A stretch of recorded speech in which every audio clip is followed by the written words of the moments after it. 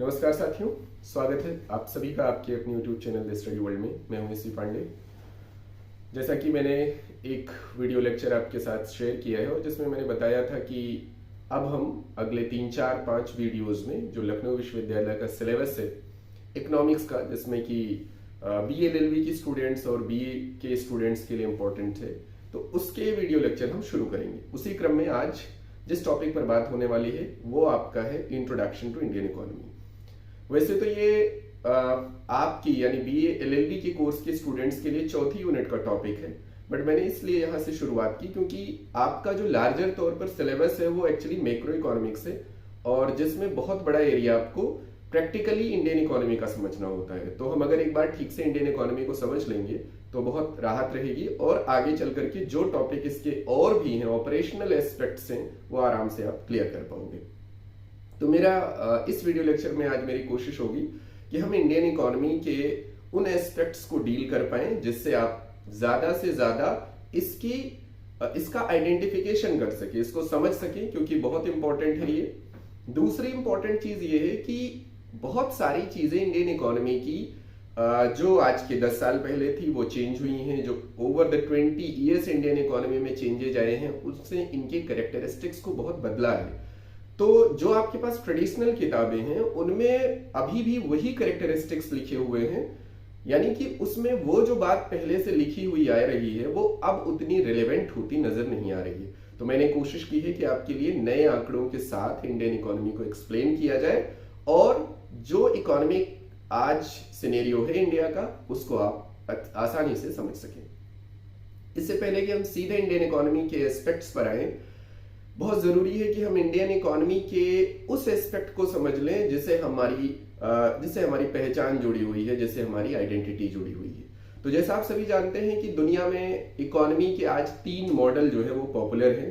पहला मॉडल जिसे हम कहते हैं सोशलिस्ट इकोनॉमी, दूसरा मॉडल जिसे हम कहते हैं कैपिटलिस्ट इकोनॉमी और तीसरा मॉडल जो कि मिक्स्ड इकोनॉमी है और जिसकी सबसे बड़ी जो इकोनॉमी है आज वो इंडियन इकोनॉमी है। यानी कि दुनिया के सामने आज के समय में 3 इकोनॉमी मॉडल है, जिसमें सबसे पॉपुलर कैपिटलिस्ट इकोनॉमी मॉडल है जिसका सबसे बड़ा एग्जांपल USA है, अमेरिका है।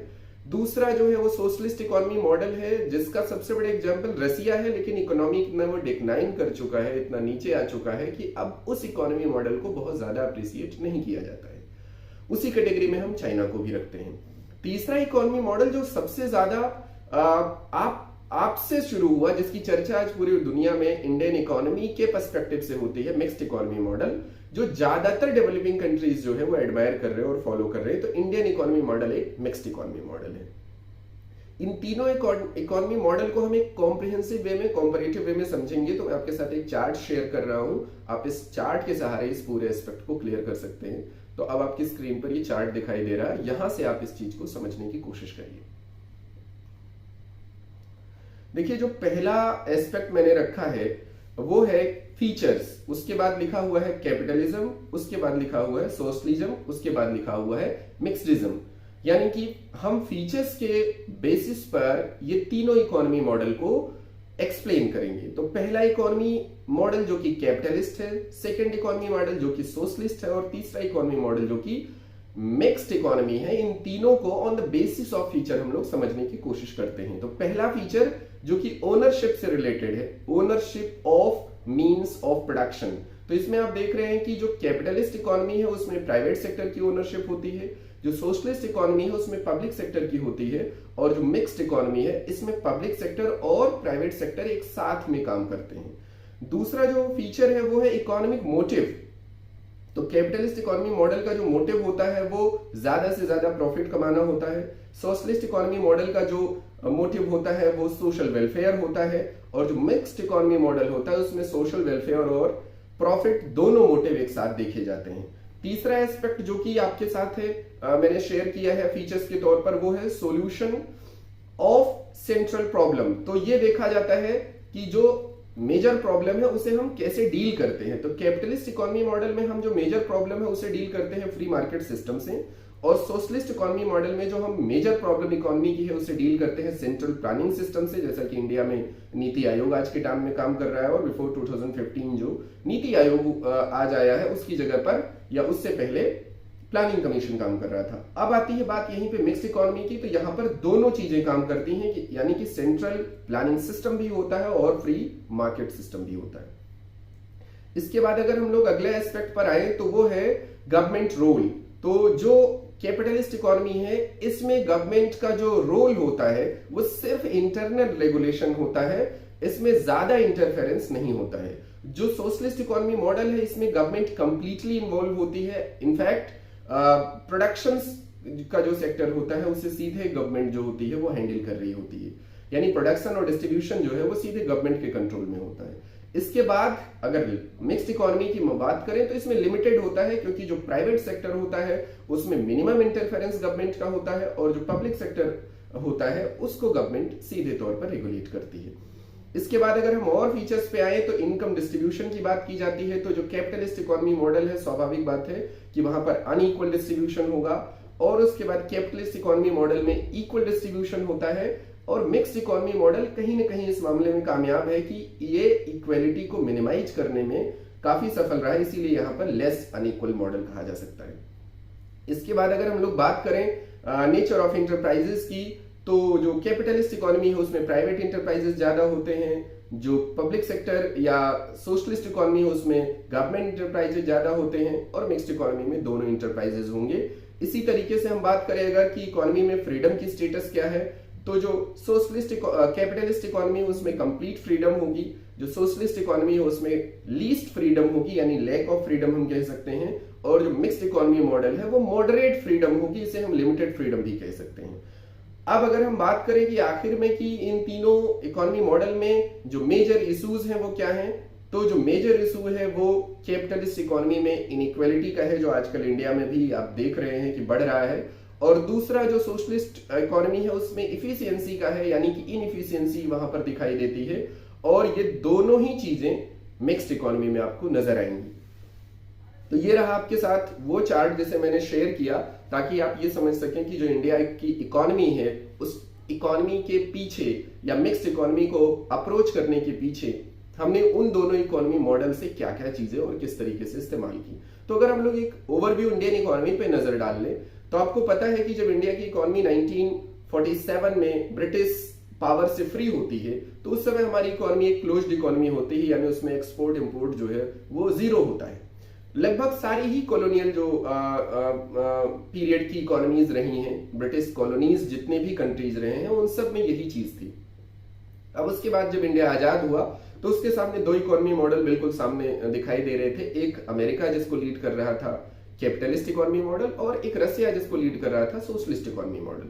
चूंकि वो समय सोशलिस्ट इकोनॉमी मॉडल का था तो ऑब्वियस सी बात है कि इंडिया ने बीच का रास्ता निकाला, और शुरुआत में अपनी इकोनॉमी को, चूंकि हमारे पास जब फ्रीडम स्ट्रगल शुरू हुआ था तो हमने बहुत सारी चीजें डिलीवर करने का कमिटमेंट किया था, जिसमें एक चीज और बहुत इंपॉर्टेंट थी अपार्ट फ्रॉम फ्रीडम, वो था हमारा सोशल जस्टिस। तो सोशल जस्टिस बिना गवर्नमेंट के इंटरफियर किए, बिना गवर्नमेंट को अपना रोल लार्जर स्केल पर प्ले किए संभव नहीं था। तो उसी चीज को ध्यान में रखते हुए उस समय के प्रधानमंत्री पंडित जवाहरलाल नेहरू ने इंडियन इकोनॉमी को एक सोशलिस्ट पैटर्न पर डोमिनेटिंग रखते हुए लेकिन मिक्स्ड इकोनॉमी मॉडल को शुरू किया। तो अगर आप शुरुआत में देखेंगे तो जो ज्यादा एरिया है वो गवर्नमेंट सेक्टर का है, यानी तब हमारी इकोनॉमी सोशलिस्ट पैटर्न पर ज्यादा थी। और अगर आज की बात करें यानी कि 2024 की, तो ये कंप्लीटली अब शिफ्ट हो चुकी है। तो right now our economy is shifted from socialist to capitalist, लेकिन अभी भी कंप्लीटली कैपिटलिस्ट भी नहीं है और ना ही कंप्लीटली सोशलिस्ट जिस समय से स्टार्ट हुई है तब थी, यानी अभी भी मिक्स्ड इकोनॉमी मॉडल है। बट हाँ, एरियाज कैपिटलिस्ट इकोनॉमी का मोर देन 75% हो चुका है, और सोशलिस्ट इकोनॉमी यानी कि पब्लिक सेक्टर का एरिया जो है वो 25 या उससे नीचे आ चुका है। तो ये तो रहा इंडियन इकोनॉमी के नेचर की बात, यानी आज के समय में हमारी इकोनॉमी मिक्स्ड इकोनॉमी है, जिसमें वर्तमान जो इकोनॉमी का नेचर है उसमें 25% के तकरीबन जो है वो पब्लिक सेक्टर वर्क कर रहा है, और रेस्ट ऑफ 75% जो है वो प्राइवेट सेक्टर वर्क कर रहा है।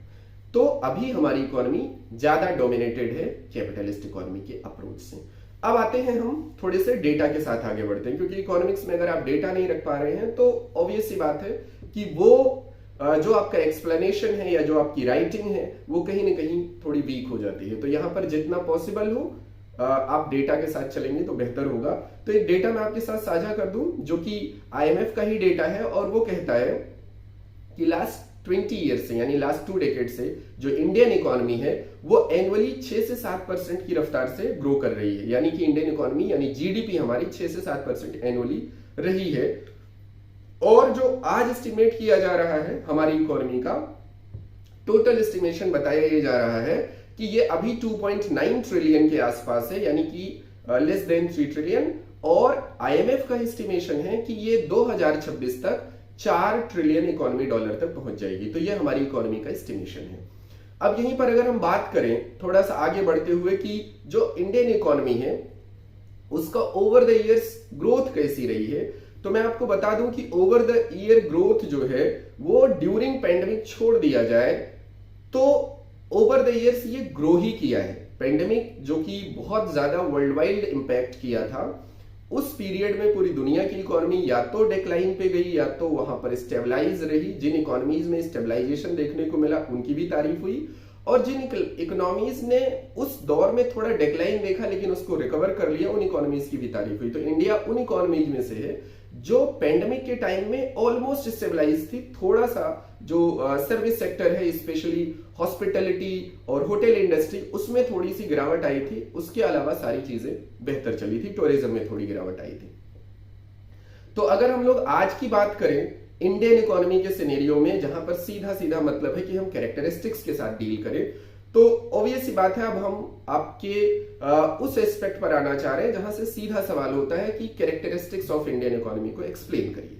तो कैरेक्टरिस्टिक्स में कुछ बातें ऐसी हैं जो पहले से ही हमारी इकोनॉमी की आइडेंटिटी रही हैं, कैरेक्टरिस्टिक्स रही हैं, जिसमें पहला और सबसे इंपॉर्टेंट है कि हमारी इकोनॉमी जो है वो एग्रीगेरियन बेस्ड इकोनॉमी है। तो first characteristics of Indian economy is agrarian based economy. इसमें एक डेटा मैं आपके साथ शेयर कर दूं कि जो हमारा रूरल एरिया है, स्पेशली जो हमारा सबसे ज्यादा इकोनॉमी को कवर करने का एरिया है, उसमें रूरल एरियाज का जो कंट्रीब्यूशन है जीडीपी में वो 46% है। और अगर हम बात करें कि इंडिया की पॉपुलेशन जो सबसे ज्यादा निवास करती है वो रूरल एरियाज में करती है, और उसका डेटा मोर देन 60% है। यानी सीधे कहें तो 60% इंडिया का जो कंट्रीब्यूशन है जीडीपी में वो 50% से भी कम है। ये एक बड़ा चैलेंज है और इस पर गवर्नमेंट को अभी बहुत काम करने की जरूरत है।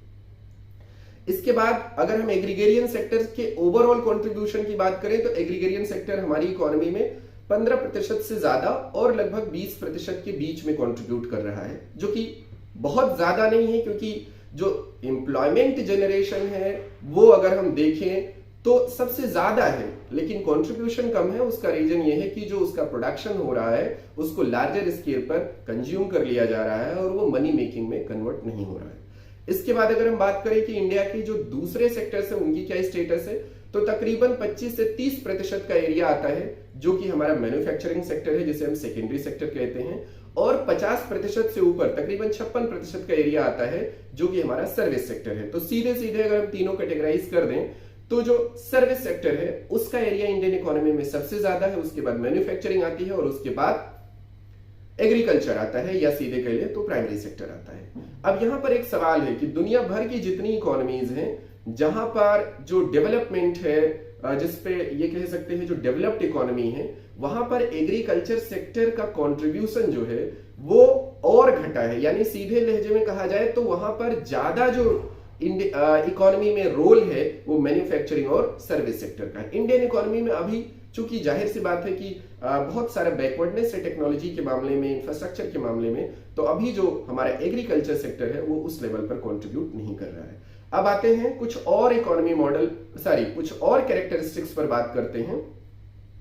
तो दूसरा कैरेक्टरिस्टिक जिसे आप आइडेंटिफाई कर सकते हैं वो high dependency on the primary sector. जैसा मैंने अभी शुरू में कहा कि पहला तो बेस्ड ऑन एग्रीगेरियन मॉडल या एग्रीगेरियन सेक्टर, दूसरा उसी में आप उसको कह सकते हैं कि high dependency on primary sector.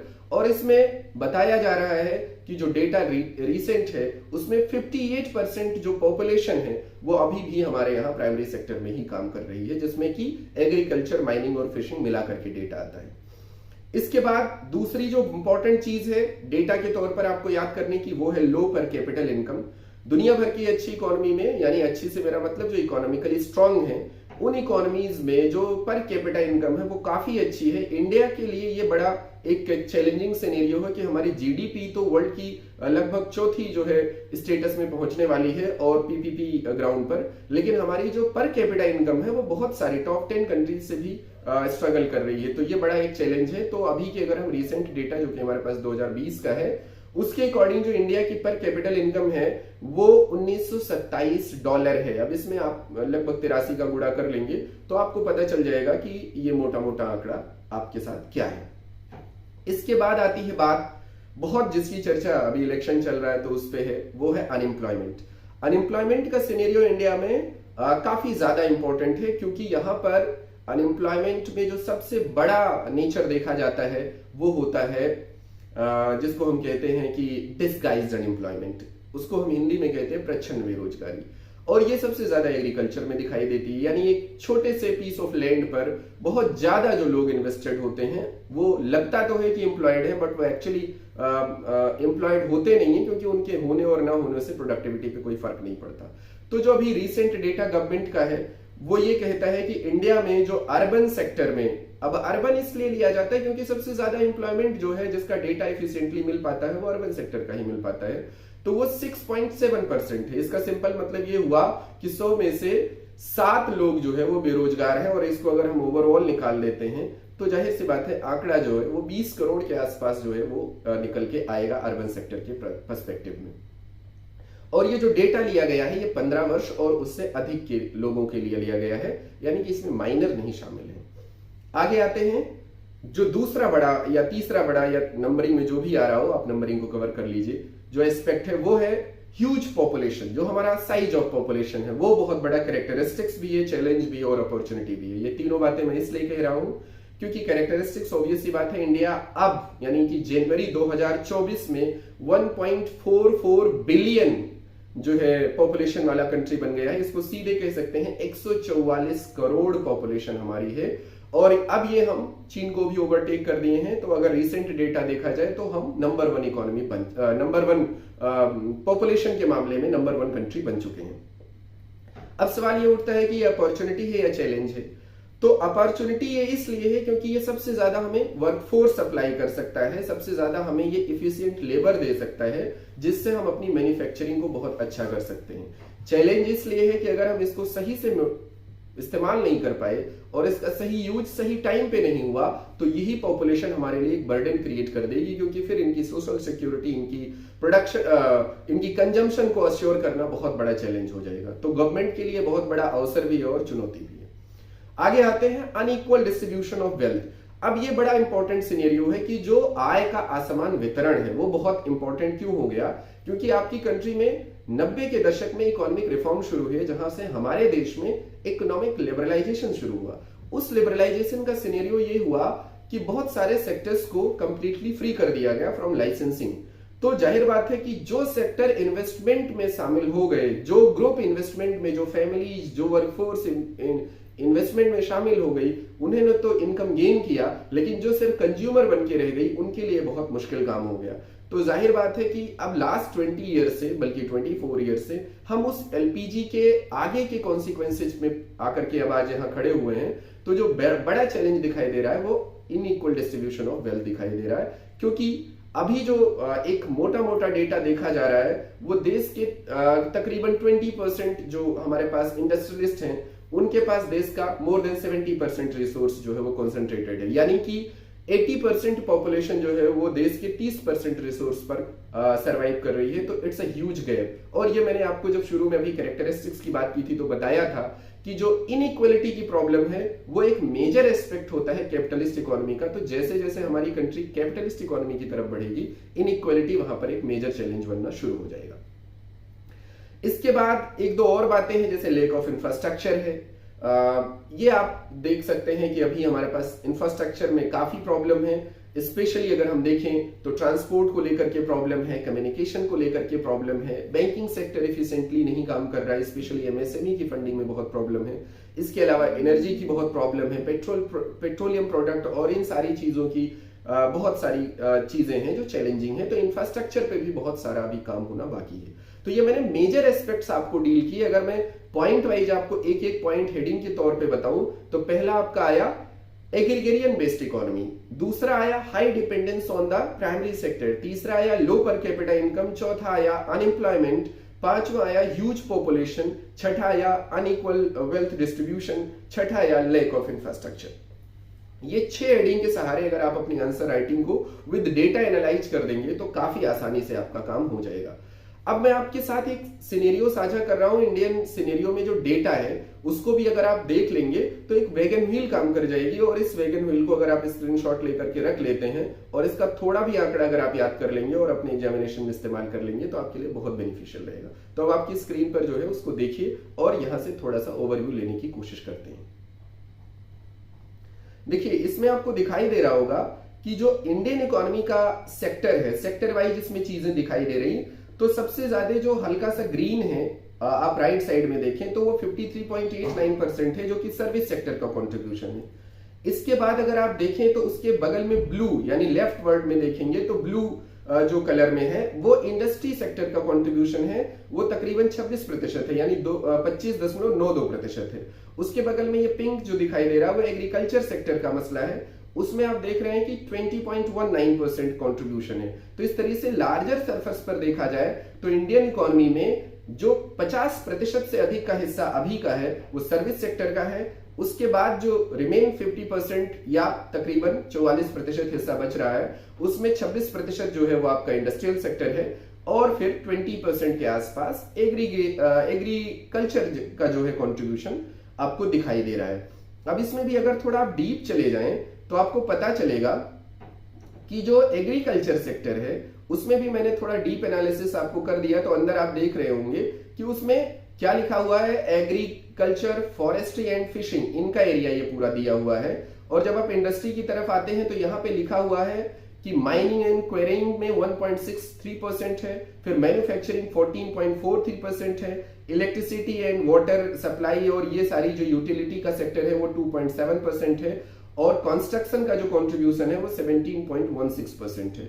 इसी तरीके से अगर आप और डेटा यहाँ पे सर्विस सेक्टर के अंदर जाकर के देखेंगे तो सबसे ज्यादा क्या है, फाइनेंशियल जो रियल एस्टेट है और प्रोफेशनल सर्विसेज हैं वो 22.5% में है। इसके बाद ट्रेड है, होटल्स है, इनका परसेंट जो है वो 16% है। और इसके बाद यहीं पर आप देख रहे होंगे कि पब्लिक एडमिनिस्ट्रेशन, डिफेंस और जो अदर सर्विसेज हैं ये 15.42 है। तो इस तरीके से इस वैगन व्हील से आपको ये पता चल रहा होगा कि तीनों जो हमारे पास सेक्टर्स हैं वो किस तरीके से कंट्रीब्यूट कर रहे हैं। अब यहीं पर जब इंडियन इकोनॉमी की बात हो ही रही है तो हम लोग ये भी देख लेते हैं कि वर्ल्ड वाइड यानी कि at the global surface Indian economy का कंट्रीब्यूशन क्या है और किस तरीके से हमारी जो है अभी की इकोनॉमी रोल प्ले कर रही है। तो सीधी सी बात है, इंडियन इकोनॉमी आज दुनिया की सबसे बड़ी इकोनॉमी इस दिशा में अग्रसर है बनने के कि हमारा जो जीडीपी ग्रोथ रेट है वो काफी अच्छा सस्टेन कर रहा है, और ये उम्मीद किया जा रहा है कि 2030 तक जो इंडियन इकोनॉमी होगी वो टॉप 3 इकोनॉमी में शामिल हो जाएगी। अब सवाल यहीं पे ये है कि अभी की सिचुएशन में इंडियन इकोनॉमी का जो वर्ल्ड इकोनॉमी में कंट्रीब्यूशन है वो क्या है। तो मैं आपको बता दूं कि वर्ल्ड इकोनॉमी में एक्सपोर्ट और इंपोर्ट से हम चीजों को समझ सकते हैं। तो इंडिया का जो सबसे बड़ा कंट्रीब्यूशन ये है कि जो इंडिया की मार्केट है वो सबसे ज्यादा वेरिएशन वाली मार्केट है, डाइवर्स मार्केट है। तो यहाँ पर मार्केट साइज इस तरीके का है कि इसमें गुड्स की जो प्रोडक्शन कैपेबिलिटी है उसको भी हम बढ़ा सकते हैं। इसके बाद चूंकि हमारे पास नेचुरल रिसोर्सेज है तो हम यहाँ पर मैन्युफैक्चरिंग को इजी बना सकते हैं। साथ में जो लगातार अभी पॉलिसी रिफॉर्म्स हुए हैं इंडियन मार्केट को ठीक करने के लिए और इंडियन इकोनॉमी को ठीक करने के लिए, उन्होंने भी हमारी इकोनॉमी को और अपवर्ड लिफ्ट किया हुआ है। तो मोटे मोटे तौर पे कह सकते हैं कि वर्ल्ड वाइड इंडियन इकोनॉमी अब धीरे धीरे बेस्ट चॉइस होने वाली है फॉर इन्वेस्टमेंट, फॉर ट्रेड। अब आते हैं बात, अगर इंडिया के मेन एक्सपोर्ट पार्टनर की बात कर ले तो मेन एक्सपोर्ट पार्टनर हमारा है यूएस, जो कि हम लोग 17% से ज्यादा अपना एक्सपोर्ट जो है वो यहीं पे कर रहे हैं। इसके अलावा चाइना के साथ हमारा एक्सपोर्ट है और यूनाइटेड अरब अमीरात यानी यूएई के साथ भी हमारा एक्सपोर्ट है। और जो अगर हम बात करें कि एक्सपोर्ट में हम सबसे ज्यादा क्या एक्सपोर्ट करते हैं तो हम मिनरल्स एक्सपोर्ट कर रहे हैं, हम इंजीनियरिंग गुड्स यानी कि आईटी गुड्स कर रहे हैं, फार्माकोलेटिव सेक्टर इंडिया का बहुत स्ट्रांग है, क्योंकि यहाँ पर जो प्लांट्स की डाइवर्सिटी है और जो हमारी पहले से रिच ट्रेडिशन रही है वो बहुत कंट्रीब्यूट कर रही है। तो फार्माकोलेटिव सेक्टर यानी कि दवाओं का जो हमारा निर्यात है वो काफी अच्छा है। इसके अलावा केमिकल्स का भी हम एक्सपोर्ट बड़े पैमाने पर करते हैं। अब अगर हम बात करें अपने इंपोर्ट की यानी आयात की, तो भारत का जो सबसे बड़ा आयात हिस्सेदार है वो चीन से है। मोर देन 15% हम चीन से ही अपने टोटल इंपोर्ट का आयात कर रहे होते हैं। और इसके अलावा फिर यूएस से हम आयात कर रहे हैं और यूएई से भी आयात कर रहे हैं, जिसमें तेल और भी बहुत सारी चीजें शामिल हैं। अगर हम लार्जर अपना इंपोर्ट देखें तो सबसे ज्यादा इंपोर्ट हम क्रूड ऑयल का ही करते हैं, उसके बाद पेट्रोलियम गैस का करते हैं, कोल, गोल्ड, डायमंड, ये सारी चीजें हमारी जो है वो बाहर से इंपोर्ट होती हैं। तो इस तरीके से इंडियन इकोनॉमी का पूरा सिनेरियो ये रहा। अब मैं उम्मीद करता हूं कि ये पूरे जो लेक्चर है इसको देखने के साथ साथ आपको पूरे तरीके से इंडियन इकोनॉमी का सिनेरियो क्लियर हो गया होगा। अब आते हैं आपके सवाल पे कि सवाल आपसे क्या पूछा जाएगा। तो सीधी सी बात है, कभी कभी कोई स्टेटमेंट दे करके सवाल पूछ लिया जाता है, कभी कभी ये होता है कि सीधे पूछा जाता है कि इंडियन इकोनॉमी के फीचर और कैरेक्टरिस्टिक्स को एनालिटिकली एक्सप्लेन कर दीजिए। तो ऑब्वियस सी बात है, जब एनालिटिकल एक्सप्लेनेशन होगी तो डेटा की जरूरत पड़ेगी। अब यहीं पर सवाल अगर चेंज कर देता है और वो कहता है critically evaluate the current status of Indian economy, तब आपको ये करना होगा कि जो इसकी डेफिसिट्स हैं, जो प्रॉब्लम्स हैं, उसे भी आइडेंटिफाई करना होगा, यानी चैलेंजेस पर भी जोर देना होगा। सिर्फ आपको आंकड़ों से आगे नहीं बढ़ना है, जो चुनौतियां हैं उन पर भी बात करनी है। तो कहने का मतलब सिर्फ एक्सप्लेन करना है तो हो सकता है कि अगर आप क्रिटिसिज्म के पॉइंट, जो इसकी वीकनेसेस के पॉइंट है, वो नहीं डाले तो कोई दिक्कत ना हो। लेकिन अगर आपका क्रिटिकली एनालाइज या क्रिटिकली इवेल्युएट की बात करेगा तो थोड़े से आपके जो इसके नेगेटिव एस्पेक्ट्स हैं उसको भी आपको उसी के साथ डील करना होगा। बस इसके बाद आपको कोई जरूरत नहीं होगी। ये जितनी चीजें मैंने बताई ये अगर आप कवर कर लेते हैं तो बड़े आराम से आप पूरी चीजों को क्लियर कर लेंगे। और एग्जाम में कोई भी प्रश्न अगर इंडियन इकोनॉमी की इंट्रोडक्शन से, इंडियन इकोनॉमी की कैरेक्टरिस्टिक्स से, इंडियन इकोनॉमी की सिग्निफिकेंस से आ रहा है तो जितना कंटेंट मैंने आपको इस वीडियो लेक्चर में दिया ये सफिशिएंट होगा। बहरहाल अब इस लेक्चर को यहीं पर वाइंड अप करेंगे। मिलते हैं अगले लेक्चर में। Thank you very much.